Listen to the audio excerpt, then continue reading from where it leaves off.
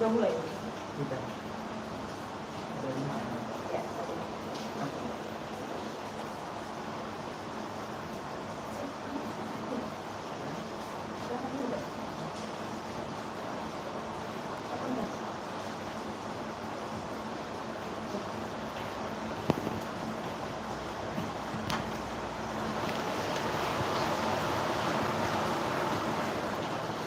Bismillahirrahmanirrahim. Alhamdulillahi rabbil alamin. Wa bihi nasta'in ala umurid dunya waddin. Asyhadu an la ilaha illallah wahdahu la syarika lah. Iyyahu na'budu wa iyyahu nasta'in. Wa asyhadu anna Muhammadan 'abduhu wa rasuluh. Sayyidul anbiya'i wal mursalin. Allahumma salli wa sallim wa barik ala sayyidina wa maulana Muhammad al-mab'uthi rahmatan lil alamin wa ala alihi wa ashabihi ajma'in wa la hawla wa la quwwata illa billahil aliyyil azim. Rabbi shrah li sadri wa yassir li amri wahlul 'uqdatam min lisani yafqahu qawli. Qala al-muallif rahimahullahu ta'ala wa nafa'ana bihi bi 'ulumihi fid dharain amin Allahumma amin. Alhamdulillah, pada malam hari ini untuk perdana kita akan melaksanakan kajian tafsir melalui online. Kami sapa kepada anak-anak kami, baik yang ada di beberapa asrama khatam, di beberapa outlet lauk pauk, dan juga anak-anak kami yang saat ini sedang ada di rumah ataupun melaksanakan pendidikan di manapun berada, termasuk juga wali santri dan keluarga besar Atin semuanya rahimakumullah.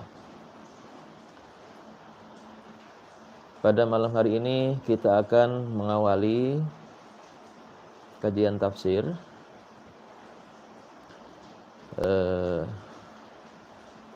tafsir sendiri maknanya adalah untuk menerangkan. Jika kita pernah mendengar ada istilah tafsir mimpi,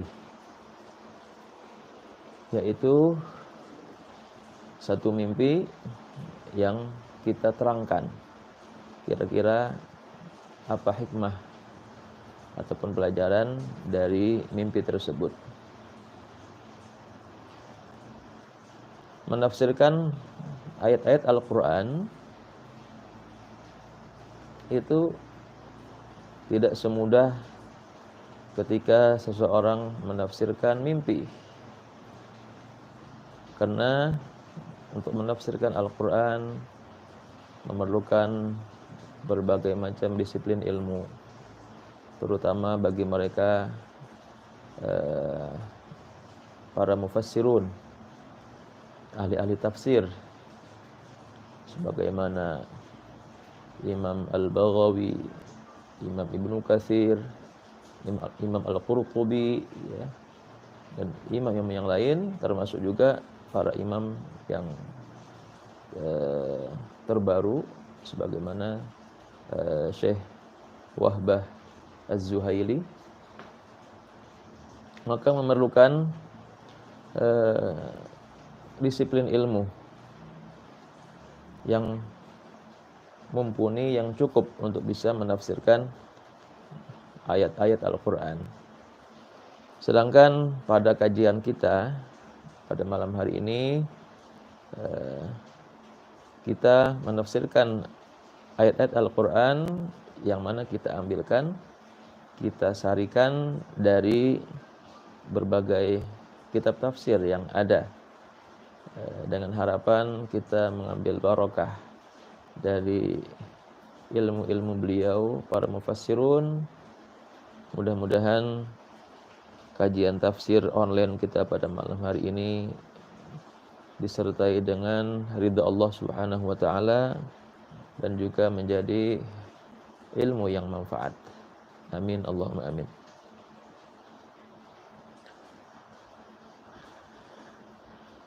Satu kebahagiaan bagi kita semua dengan era digital saat ini, kita sangat dimudahkan dalam berbagi ilmu, berbagi pengalaman melalui online, yang mana di zaman-zaman dulu itu sesuatu yang masih belum terbayangkan. Bahkan ketika seorang khalifah, yaitu Sayyidina Umar Ibn al-Khattab, dalam masa beliau sebagai khalifah, sebagaimana ditulis di dalam kitab Tarikh Dimishq oleh Al-Imam Ibnu Asakir, yaitu menceritakan ketika Sayyidina Umar sedang khutbah di Masjid Nabawi di Madinah. Tiba-tiba di tengah beliau khutbah keluar topik pembahasan yang sedang beliau bahas. Beliau katakan, "Ya Sariyah al-Jabal, ya Sariyah al-Jabal." Wahai Sariyah, naik ke bukit, naik ke gunung. Para sahabat yang hadir di Masjid An-Nabawi semuanya heran. Tapi mereka juga tahu bahwasanya di saat yang bersamaan Khalifah Umar Ibn al-Khattab memang sedang mengirimkan pasukan dakwah ke Persia yang dipimpin oleh panglima yang bernama Sariyah ini. Ternyata apa yang terjadi? Tidak lama Sariyah mengirimkan surat ditujukan buat khalifah yang menyampaikan bahwasanya kaum muslimin mendapatkan kemenangan di hari Jumat itu karena mendapatkan satu perintah yang sebelumnya mereka kaum muslimin terdesak di lembah. Ternyata terdengar suara yang berbunyi, "Ya Sariyah al-Jabal, ya Sariyah al-Jabal." Wahai Sariyah, ayo naik ke bukit, naik ke gunung. Dari situlah Sariyah mendapatkan kemenangan dari wasilah itu. Ternyata dengan izin Allah, suara dari Khalifah Umar bin Khattab dengan jarak yang begitu jauh sampai ke Persia. Namun sekarang tidak berupa karomah lagi. Kalau zaman itu adalah karomah Umar ibn Khattab. Kalau sekarang dimudahkan dengan sarana jaringan online ini, tinggal bagaimana kita menjadikannya sebagai sesuatu yang manfaat. Kita isi dengan amal kebaikan yang istiqomah. Karena ada makalah yang mengatakan al-istiqomah khairum min alfi karomah. Al-istiqomah itu adalah lebih bagus daripada 1000 karomah. Maka mudah-mudahan kita semua diberikan istiqomah oleh Allah Subhanahu wa taala. Amin ya rabbal alamin. Pada malam hari ini kita akan memulai dari surah pertama di dalam Al-Qur'an, yaitu Al-Fatihah.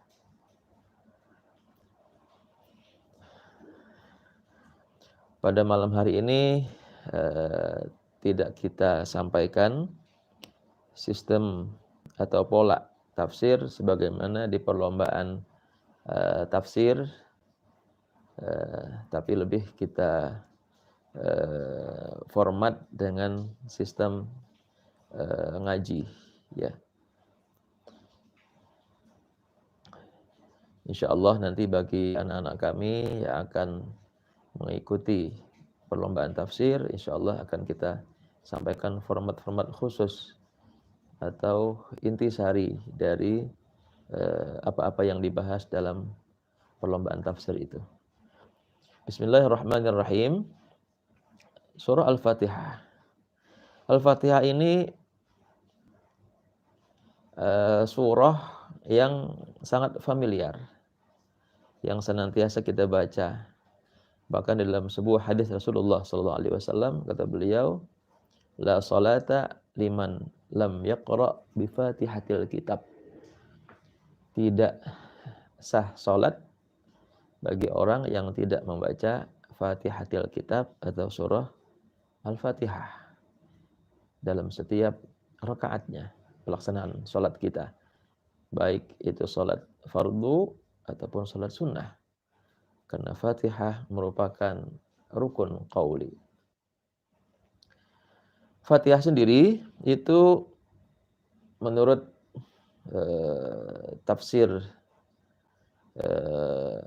Al-Munir, Dr. Wahbah Az-Zuhaili, disebutkan di sana setidaknya ada 12 penamaan dari surah Al-Fatihah sendiri. Yang pertama Al-Fatihah atau pembuka, ada juga namanya Ar-Ruqyah, karena pada saat itu diceritakan ada seorang sahabat yang tiba-tiba pulang berjumpa dengan Rasulullah, mengabarkan dia mendapatkan hadiah kambing. Ditanya oleh Rasulullah, bagaimana ceritanya? Dia menceritakan bahwasanya saya dimintai tolong oleh kepala suku, yang mana kepala suku itu dalam kondisi kritis, sakit. Pada saat itu saya bacakan Al-Fatihah. Maka kata Rasulullah, benar, karena Al-Fatihah itu adalah Ar-Ruqyah. Ini nama yang kedua. Yang ketiga adalah Asy-Syifa. Al-Fatihah juga Asy-Syifa. Maka ketika kita dalam kondisi sedang sakit, bisa kita bacakan Al-Fatihah. Atau mungkin kita ingin mendoakan anak kita, orang-orang yang kita sayangi, agar senantiasa dalam penjagaan Allah, bimbingan Allah, itu juga bisa dengan Al-Fatihah. Karena Al-Fatihah juga dinamakan Asy-Syifa. Selanjutnya juga ia dinamakan Ummul Quran. Yang keempat, dinamakan juga, arti Ummul Quran adalah ibunya Al-Quran. Dari sekian banyak 114 surah, Al-Fatihah adalah ibunya Al-Quran, Ummul Quran. Dinamakan pula Ummul Kitab. Dari sekian banyak kitab samawi,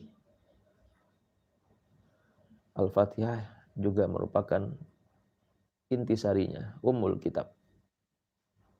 Dia juga dinamakan Alhamdu, surah Alhamdu,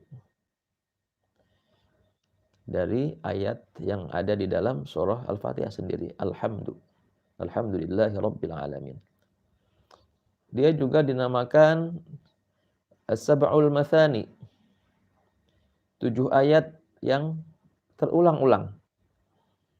Karena sebagaimana dalam hadis yang tadi kita sampaikan di awal, Fatihah merupakan rukun di dalam salat, maka terus terulang-ulang. As-Sab'ul Mathani, 7 ayat yang terulang-ulang. Berkenaan dengan 7 ayat ini, para ulama terjadi khilaf. Apakah basmalah itu termasuk dari Al-Fatihah?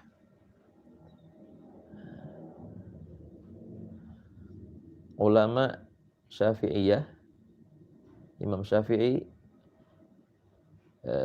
Imam Malik, dan sebagian Imam Hanabilah, ya, sebagian Hanabilah itu mengambil dalil bahwasanya basmalah itu termasuk dari Fatihah. Maka hitungannya adalah basmalah ayat pertama, nanti ayat terakhir ayat ke-7 adalah shiratal ladzina an'amta 'alaihim ghairil maghdubi 'alaihim waladdallin, ayat ke-7. Tetapi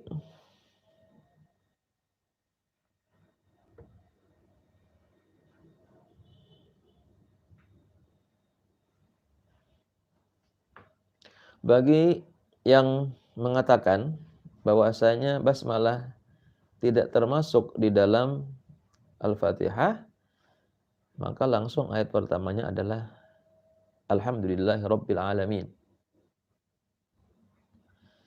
Otomatis shiratal ladzina an'amta 'alaihim ayat ke-6, ghairil maghdubi 'alaihim waladdallin ayat ke-7.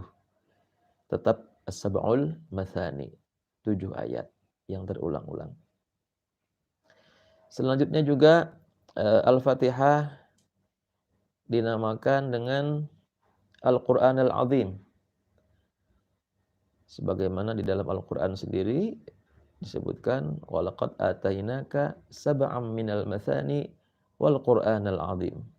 Al-Fatihah juga dinamakan surah Al-Qur'anul Azim. Ia juga dinamakan Al-Kafiyah, yang mencukupi. Artinya dia tidak tergantikan. Al-Kafiyah. Dia juga Al-Wafiyah, yang penyempurna. Maka Al-Fatihah tidak bisa dibagi. Misalnya rakaat pertama 4 ayat, rakaat kedua 3 ayat, tidak bisa. Dia harus disampaikan secara sempurna. Itu nama-nama dari Al-Fatihah sendiri. Kemudian Al-Fatihah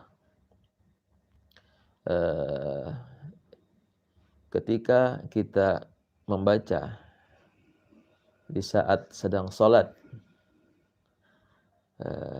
bagaimana kita bisa membacanya dengan khusyuk? Tentunya kita berupaya dengan mempelajari, dimulai dari terjemahnya dan terlebih lagi dengan tafsirnya. Dengan harapan ketika kita memahami terjemah, memahami tafsirnya, maka akan muncul kekhusyuan di saat kita membaca surah Al-Fatihah tersebut. Di dalam sebuah hadis qudsi dari sahabat Abu Hurairah radhiyallahu anhu, Allah Subhanahu wa taala berfirman, kata Allah, qasamtus shalah. As-shalah di sini pun juga ditafsirkan lagi menjadi Al-Fatihah. Kata Allah, saya bagi Al-Fatihah itu baini wa baina ibadi, ya, wa baina abdi, di antara saya dan hambaku itu nisfaini, 2 bagian. Wali ibadi wali abdi masa'al, bagi hambaku apa yang dia minta. Fa idza qala al-'abdu alhamdulillahi rabbil alamin, ketika seorang hamba membaca alhamdulillahi rabbil alamin, kata Allah,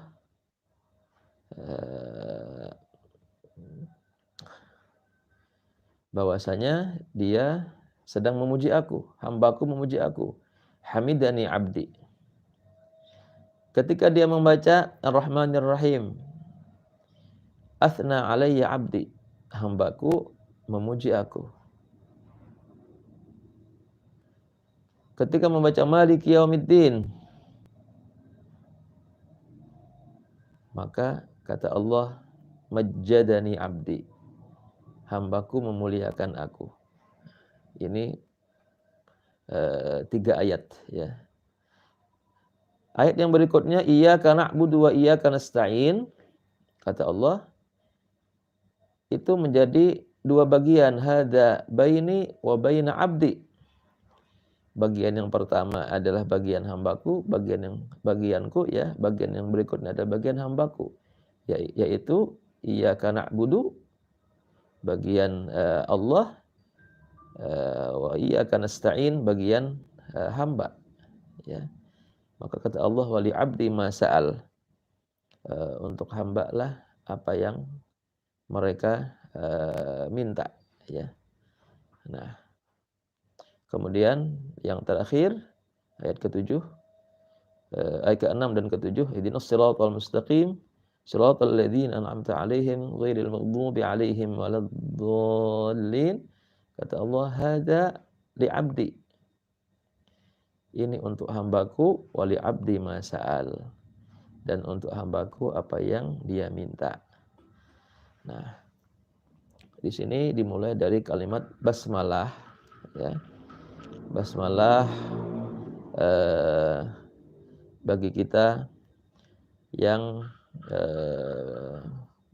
meyakini bahwasanya basmalah termasuk dari Fatihah, maka tidak sah ketika kita sholat tanpa membaca basmalah.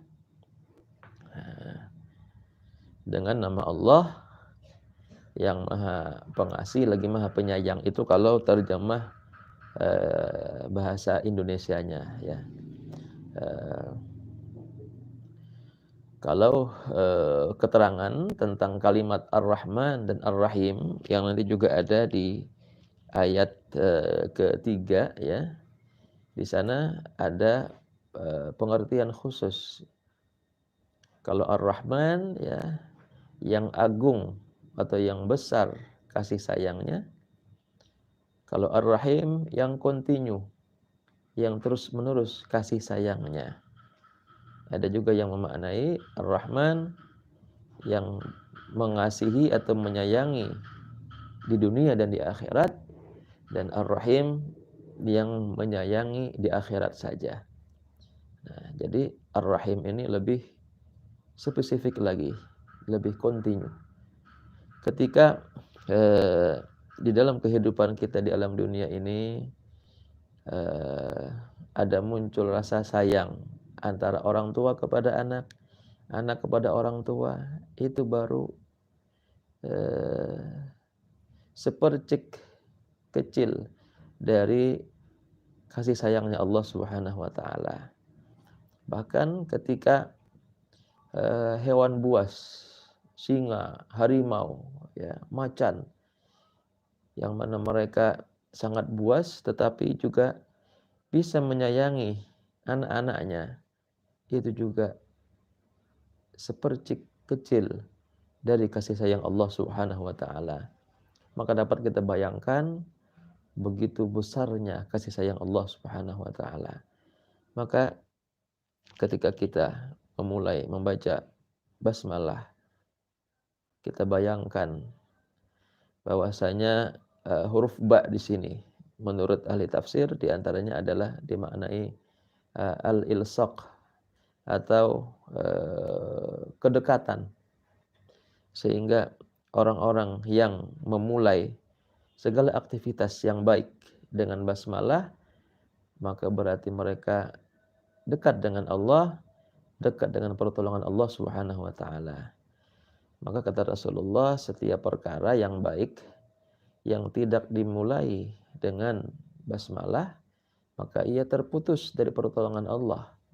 Nah, maka ketika kita membaca basmalah, kita bayangkan kita sedang dalam pengawasan Allah, kita dalam bimbingan Allah, Allah yang Maha Rahman, Allah yang Maha Rahim. Alhamdulillahi Rabbil Alamin. Alhamdu, segala puji. Hamad, pujian, ya. Ini berbeda dengan asyukur. Jadi asyukru lillah, alhamdulillah. Kalau asyukur itu satu respon kita atas nikmat atau pemberian Allah, itu adalah syukur. Tetapi kalau alhamd, segala puji untuk Allah, kita semua memandang apapun itu pemberian Allah yang terjadi kepada kita, semuanya adalah baik menurut Allah untuk kita. Maka alhamd, pujian ini Tidak harus menunggu ada nikmat dulu. Karena hakikatnya apapun yang saat ini ada pada diri kita, bahkan hidup dan mati kita, itu juga semua datang dari Allah Subhanahu wa taala. Maka tidak pantas bagi kita sebagai makhluk yang lemah merasa jumawa ketika kita dipuji oleh orang lain. Karena ketika seseorang silau dengan pujian, maka pasti di saat dia dalam keadaan dihinakan, dia akan menjadi sesuatu yang sangat berat. Maka kembalikan segala pujian milik Allah. Ketika kita membaca Al-Quran, membaca Al-Fatihah dengan suara yang merdu, itu juga milik Allah, pemberian Allah.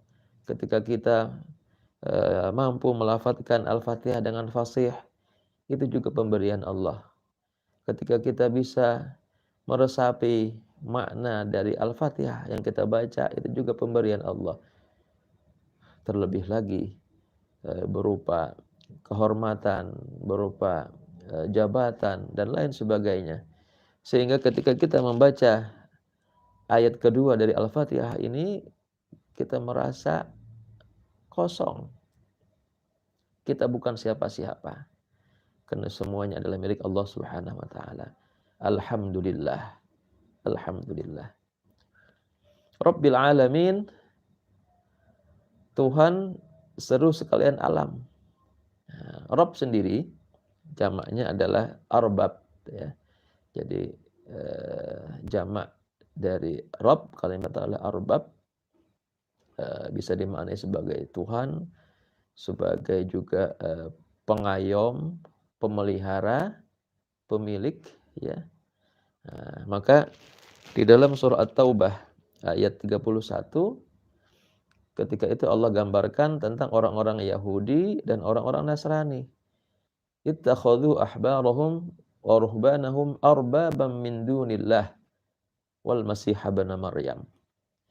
Mereka menjadikan ahbarahum, ini orang-orang alim di antara orang-orang Yahudi. Wa ruhbanahum, kalau ahbarahum itu jamak dari habar, kalau ruhban jamak dari rahib, yaitu orang-orang pendeta, orang-orang alim di antara Nasrani, ternyata mereka jadikan sebagai arbab, Tuhan, ya, bahkan pengayom. Maka di sini akan timbul pertanyaan, bukankah berbeda antara rububiyah dan uluhiyah, ya? Jadi ada orang-orang manusia yang dia itu juga meyakini bahwasanya ada pencipta alam semesta ini, tidak muncul dengan sendirinya, ada Tuhan, ya. Tapi dia tidak menyembah Tuhan itu, dia tidak menyembah Allah. Itu namanya keimanannya masih rububiyah, akan adanya Tuhan. Tapi kalau sudah uluhiyah, itu adalah penghambaan. Yang dia sembah hanyalah Allah Subhanahu wa taala. Maka lanjutan ayatnya, wa ma umiru illa liya'budullaha. Naam. Wa ma umiru illa liya'budu ilaha wahida. Ya, illa liya'budu ilaha wahida. Ya, dan tidaklah mereka diperintahkan kecuali untuk menyembah pada Tuhan yang satu, ya. Itu antara rububiyah dan uluhiyah. Nah, apa yang dimaksud dengan arbab? Orang-orang Yahudi Nasrani ini menjadikan rahib, menjadikan ulama mereka sebagai arbab. Maksudnya adalah mereka menyerahkan urusan agamanya secara penuh kepada mereka, bahkan yang tidak bersandar dari ilmu, ya. Ketika para rahib itu mengharamkan yang halal, menghalalkan yang haram, bahkan membuat-buat sesuatu. Contohnya misalnya ada istilah pengakuan dosa, ya, maka cukup melalui pendetanya, melalui rahibnya, Maka mereka pada saat itu mereka menjadikannya sebagai arbab.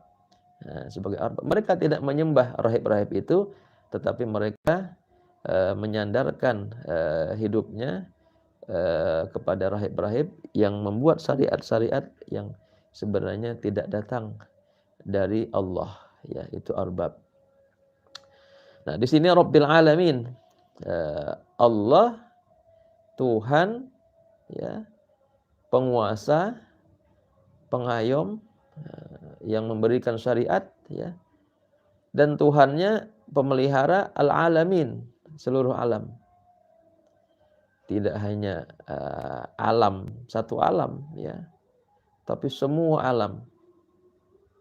Di sana ada manusia, di sana ada tumbuh-tumbuhan, ya, ada hewan, bahkan ada yang zahir, yang tampak, bahkan juga ada yang gaib. Wa ma khalaqtul jinna wal insa. Di sana ada jin yang tidak tampak bagi kita sebagai manusia. Alam jin itu juga dalam kekuasaan Allah. Bahkan tidak hanya di dunia, tapi juga alam akhirat. Maka Allah kita ini, Tuhan kita ini, Tuhan yang hebat, luar biasa. Maka alhamdulillah Rabbil Alamin, ya, Rabbil Alamin. Ketika disebutkan tentang Rabbil Alamin, Tuhan seru sekalian alam, yang muncul adalah sifat qaharnya Allah, ya, wibawanya Allah, kehebatannya Allah. Maka pada saat itulah Allah lanjutkan dengan ayat dengan sifat, ya, Ar-Rahmanir Rahim. Benar, Allah itu penguasa yang super hebat, penguasa alam semesta. Tidak hanya alam dunia tapi juga sampai alam akhirat.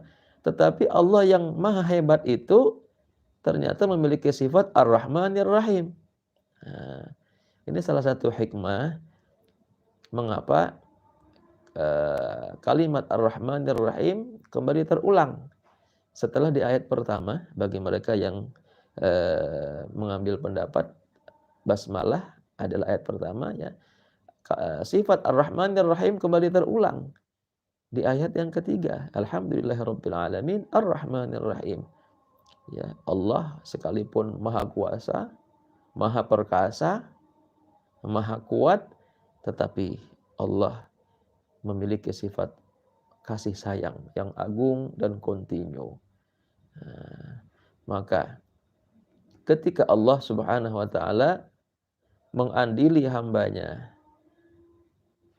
memberikan siksaan kepada mereka yang berbuat maksiat, mereka yang kufur, itu bukan berarti Allah tidak sayang. Allah sangat sayang. Itu tanda keadilan Allah Subhanahu wa taala. Karena jauh-jauh hari Allah sudah mengirimkan para rasul untuk menyampaikan risalahnya, menyampaikan kebenaran. Yang benar mereka akan mendapatkan rahmatnya, dan mereka yang buruk, mereka yang tidak menerima kebenaran, mereka akan mendapatkan adabnya. Faman syaa'a falyu'min wa man syaa'a falyakfur. Siapa yang ingin beriman silakan beriman, yang kufur silakan kufur, ya. Itu harus siap menerima segala konsekuensi yang sudah Allah tetapkan. Ini sifat Ar-Rahmanir Rahim. Maka kita bayangkan bagaimana ketika kita berada di hadapan raja yang luar biasa kekuasaannya, ya, tetapi memiliki sifat yang Rahman dan Rahim. Di sana ada muncul di hati kita perasaan rasa sungkan dengan Allah, ya, ketika kita tidak bisa menjadi hambanya yang baik. Ar-Rahmanir Rahim. Maliki Yaumiddin, pemilik atau penguasa hari pembalasan. Ad-din, dana yadinu dinan, ya. Kenapa Yaumiddin dinamakan hari pembalasan, ya? Dari kalimat ad-din, agama, karena nanti di saat di hari kiamat, di hari itulah akan disaksikan oleh seluruh umat, ya, bahwasanya manakah agama yang benar-benar diakui dan diridhai oleh Allah Subhanahu wa taala. Innad dina 'indallahil Islam. Maka mereka-mereka yang melaksanakan tatanan Allah, syariat-syariat Allah, mereka adalah orang-orang yang akan beruntung nanti di hari itu atau hari pembalasan itu, yaumiddin, ya, maliki yaumiddin. Maka ketika kita membaca maliki yaumiddin, kita bayangkan hari yang besar itu ketika tidak ada seorang pun yang bisa lari dari perhitungan amal. Wa im minkum illa wariduha, ya. Tidak ada dari salah seorang di antara kalian, ya, kecuali akan melewati siratal mustaqim, titian atau jembatan siratal mustaqim. Tidak ada yang bisa menghindar, pasti akan melewatinya. Wa im minkum illa wariduha. Ya. Dan di yaumil hisab tidak ada amal sekecil-kecilnya pun yang tidak akan ditampakkan. Faman ya'mal mithqala dzarratin khairan yarah wa man ya'mal mithqala dzarratin syarran yarah. Sekecil-kecilnya tetap akan Allah tunjukkan, Allah perlihatkan. La yughadiru saghiratan wala kabiratan illa ahsaha. Ya. Tidak ada yang terlewat. Baik amalan, entah itu amal kebaikan, amal keburukan, baik besar bahkan yang saghirah, illa ahsaha, kecuali Allah mencatatnya. Allah akan menghitungnya dan menunjukkannya kepada kita semua nanti di yaumiddin. Maka ketika kita membaca maliki yaumiddin, sesuatu yang luar biasa dalam benak kita, kita memohon pertolongan kepada Allah, yang mana di hari perhitungan itu kita semua diberikan keselamatan. Maka lanjutan ayatnya, iyyaka na'budu wa iyyaka nasta'in. Tadi sudah disebutkan di awal dalam hadis qudsi itu, kata Allah, hadza baini wa baina abdi. Yang bagian pertama adalah bagian Allah, ya. Sedangkan yang bagian berikutnya bagian hamba. Iyyaka nasta'in. Iyyaka na'budu wa iyyaka nasta'in. Nah, di sini Allah Subhanahu wa taala ingin mengajarkan kepada kita tata cara, adab ketika kita ingin memohon pertolongan, ya. Maka na'budu. Jika ingin mendapatkan pertolongan dari Allah, maka menjadilah hamba yang baik. Na'budu. Iyyaka na'budu. Wa iyyaka nasta'in, ya. Kita memohon pertolongan hanya kepada Allah. Maka di sana kalimatnya iyyaka. Iyyaka. Ini maf'ul yang didahulukan, ya. Hanya, ya, maknanya itu hanya kepada Engkau. Na'budu, kami menyembah, wa iyyaka, dan hanya kepada Engkau kami mohon pertolongan. Terkadang di dalam keseharian kita,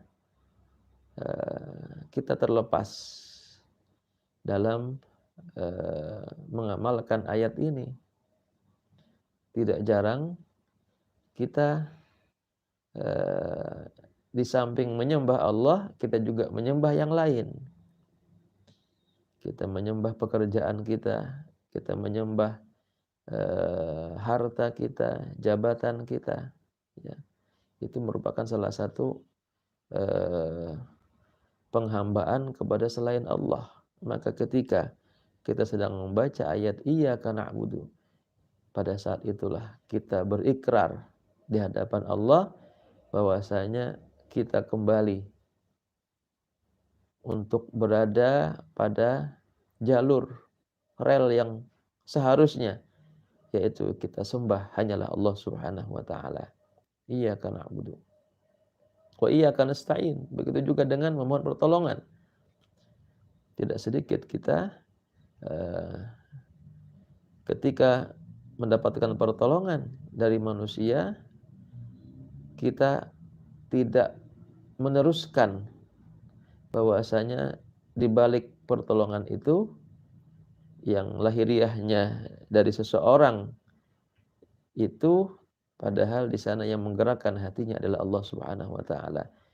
Pada saat kita membaca wa iyyaka nasta'in, ya, dan hanya kepada Engkau kami memohon pertolongan, pada saat itu kita kembali nolkan lagi supaya kita berada pada rel yang lurus. Hanya kepada Allah menyembah, hanya kepada Allah kita mohon pertolongan. Selanjutnya, di antara pertolongan, permohonan yang paling kita harapkan, yang paling besar, tiada lain kecuali minta hidayah. Maka setelah ayat wa iyyaka nasta'in, kita memohon pertolongan, maka ayat selanjutnya adalah ihdinas siratal mustaqim, minta hidayah. Karena tidak ada nikmat, tidak ada anugerah, tidak ada karunia yang lebih besar daripada mendapatkan hidayah dari Allah Subhanahu wa taala. Maka itu yang kita minta, ihdinas siratal mustaqim. Dan ini kita minta sekurang-kurangnya dalam sehari semalam pelaksanaan salat 17 kali. Kita minta hidayah, minta petunjuk. Kita meminta kepada Allah ditunjukkan kepada as-siratal mustaqim, jalan yang lurus, yang tidak menoleh ke kanan, tidak menoleh ke kiri, jalan kebenaran. Karena dalam perjalanan tidak jarang kita mendapatkan ujian-ujian, baik ujian mungkin berupa kerikil-kerikil tajam yang akhirnya menghambat perjalanan kita, atau bahkan ujian-ujian itu berupa godaan-godaan, ya, sesuatu yang glamor, sesuatu yang menakjubkan sehingga kita berhenti atau bahkan berbelok dari jalan yang seharusnya. Maka ketika kita membaca ayat ihdinas siratal mustaqim, kita bayangkan kita sedang berada di satu jalan yang Allah tunjukkan kepada kita, yaitu jalan yang dulu dijalani oleh orang-orang yang mendapatkan nikmat. Maka lanjutan ayatnya, siratal ladzina an'amta 'alaihim. Jalan siapakah yang kita minta itu? Yaitu jalan orang-orang yang Engkau beri nikmat kepada mereka. Di dalam ayat yang lain ditafsirkan, siapakah orang-orang yang mendapatkan nikmat itu? Faulaika ma'al ladzina an'amallahu 'alaihim minan nabiyyin was-siddiqin wasyuhada was-shalihin. Kalau kita melihat orang-orang yang mendapatkan nikmat itu ternyata para nabi, ya, para syahid, ma'al ladzina an'amta 'alaihim minan nabiyyin, an'amallahu 'alaihim minan nabiyyin was-siddiqin, ya, orang-orang yang jujur, syuhada, shalihin. Ternyata jalan itu tidak mudah. Para nabi, para rasul, mereka dalam perjalanannya banyak menemui berbagai macam kesulitan demi kesulitan. Ternyata as-siratal mustaqim tadi itu bukan jalan mulus, tetapi jalan yang penuh dengan hambatan. Dan itu yang kita minta. Karena itulah jalan yang keselamatan. Maka sudah sepatutnya lah ketika kita dalam perjuangan, ya, kita jangan merasa lemah, putus asa. Begitu banyak kesulitan yang kita hadapi, yakinlah bahwasanya di balik kesulitan itu di sana ada kemudahan. Di balik kesulitan itu ternyata memang itulah jalannya para nabi dan rasul. Kalaupun di sana ada para nabi dan rasul yang mereka Allah berikan nikmat berupa kekayaan, ada Nabi Ibrahim, ya, ada Nabi Sulaiman, bahkan mendapatkan kerajaan, ada Nabi Dawud, ya, dan menjadi seorang pembesar, Nabi Yusuf alaihissalam. Tetapi perlu kita ingat, dalam perjalanan kehidupan beliau itu juga tidak mudah. Beliau juga banyak mendapatkan berbagai macam cobaan dan rintangan yang tidak mudah. Nah, belum lagi as-siddiqin, menjadi orang-orang yang jujur, itu juga tidak mudah.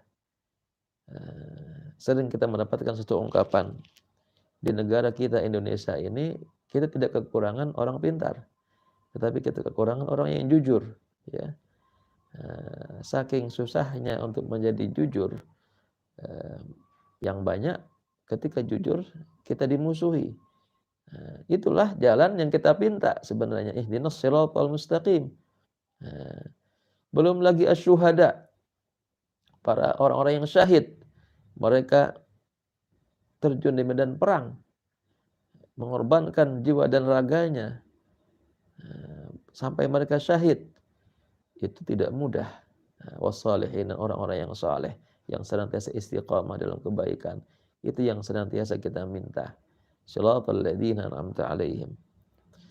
Maka dari situ pula itu juga menyadarkan kita ketika kita membaca ayat ini, maka dalam kehidupan kita kita harus pandai dalam memilah dan memilih lingkungan kita, kawan-kawan kita.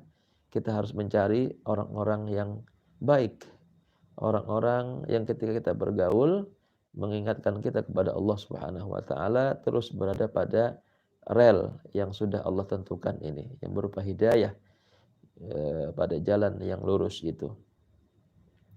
Maka lanjutan di dalam ayat yang ketujuh ini, ghairil maghdubi alaihim waladdallin. Selain orang-orang yang dimurkai, ya, al-maghdub, yang dimurkai. Siapakah mereka? Para ulama tafsir sepakat mereka adalah orang-orang Yahudi. Kenapa orang-orang Yahudi ini dimurkai Allah? Karena mereka sesungguhnya tahu tentang risalah kenabian Nabi kita Nabi Muhammad SAW, tetapi mereka enggan untuk menerimanya, bahkan mereka menutup-nutupinya, menyembunyikan akan kerasulan Rasulullah, kerasulan Nabi Muhammad SAW. Maka mereka adalah al-maghdub. Selanjutnya ad-dhallin, ya, mereka adalah orang-orang yang sesat. Menurut para ulama tafsir, mereka adalah orang-orang Nasrani. Jadi mereka yang tersesat dari jalan Allah, mereka seakan-akan sampai kepada Allah, tetapi ternyata mereka telah jauh menyimpang, tersesat, ya. Bahkan mereka menjadikan makhluk Allah, manusia, sebagai tandingan sesembahan, ya, sesembahan mereka selain Allah Subhanahu wa taala. Wal Masih ibn Maryam, ini disebutkan di dalam surah At-Taubah ayat 31 tadi itu. Nah, Al-Masih sendiri, kalau kita membaca di saat kita tasyahud, ya, tasyahud akhir, di sana ada doa Al-Masihid Dajjal. Kita minta perlindungan dari Al-Masihid Dajjal, ya. Nah, ternyata memang Al-Masih itu ada dua. Satu Al-Masih itu Nabi Isa alaihissalam. Kenapa dinamakan Al-Masih? Dari kalimat masaha, mengusap, ya. Karena Al-Masih ini, Nabi Isa ini mendapatkan satu mukjizat dari Allah. Siapa saja yang sakit, entah itu ada yang buta, ya, ada yang sakit lepra, sakit segala macam, cukup diusap oleh Nabi Isa alaihissalam, maka Allah izinkan untuk mendapatkan kesembuhan. Maka Al-Masih. Dan nanti di saat menjelang hari kiamat itu akan muncul juga Al-Masih, ya. Tetapi Al-Masih Dajjal sebelum Nabi Isa nanti turun kembali. Maka kemampuan dari Ad-Dajjal sendiri juga sebagaimana Nabi Isa. Ada orang yang sakit, ada orang yang buta, ada orang yang lepra dan lain sebagainya, orang yang lumpuh, orang yang stroke dan lain sebagainya, cukup Al-Masih diusap maka akan sembuh. Nah, maka pada zaman-zaman itu sangat susah dibedakan ya, mana kebenaran dan mana kebatilan. Maka mudah-mudahan anak dzurriyyah kita kelak sampai pada hari itu termasuk orang-orang yang akan diselamatkan oleh Allah. Nah, maka di sini ad-dhallin, orang-orang yang menjadikan Nabi Isa alaihissalam sebagai sesembahan selain Allah. Ketika kita membaca satu ayat ya di dalam surah di lembaran akhir Al-Maidah itu, bagaimana Allah Subhanahu wa taala di sana mengkonfirmasi kepada Nabi Isa alaihissalam. Wa idz qala Allahu ya Isa bin Maryam a anta qulta lin-nas ittakhiduni ilahaini ya. Jadi pada saat itu kata Allah, benarkah wahai Isa engkau menyeru kepada kaummu untuk menjadikanmu dan juga ibumu untuk menyembah menyembah kalian ya selain Allah.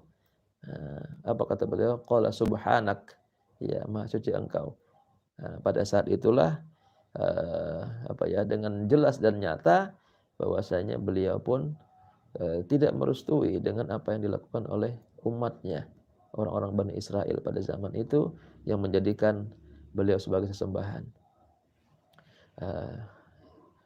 Maka diakhiri dengan amin ya, doa diakhiri dengan amin. Di dalam sebuah hadis diterangkan di saat kita sedang melaksanakan sholat jamaah, maka ucapkanlah amin ya, dengan harapan amin kita akan bersamaan dengan aminnya para malaikat. Karena setiap kali imam membaca amin, pada saat itulah juga malaikat akan mengucapkan doa ya, permohonan yang berupa amin tadi itu. Maka mudah-mudahan melalui kegiatan kajian kita pada malam hari ini yang singkat ini sedikit menambah wawasan kita, dan mudah-mudahan Allah Subhanahu wa taala membukakan pintu kefahaman kepada kita semua. Kita yang masih fakir dengan ilmu ini, mudah-mudahan dengan pertolongan Allah ya, dengan futuh dari Allah, Allah bukakan ilmunya, kefahaman, sehingga Al-Quran yang kita baca kita bisa resapi maknanya, kita bisa tadabburi ya, sehingga kita bisa pahami dan bahkan kita bisa amalkan dalam kehidupan kita sehari-hari. Bagi anak-anak kami serta para jamaah, jika ada yang ingin ditanyakan bisa disampaikan, nanti insya Allah akan kita berikan jawaban pada pertemuan yang akan datang.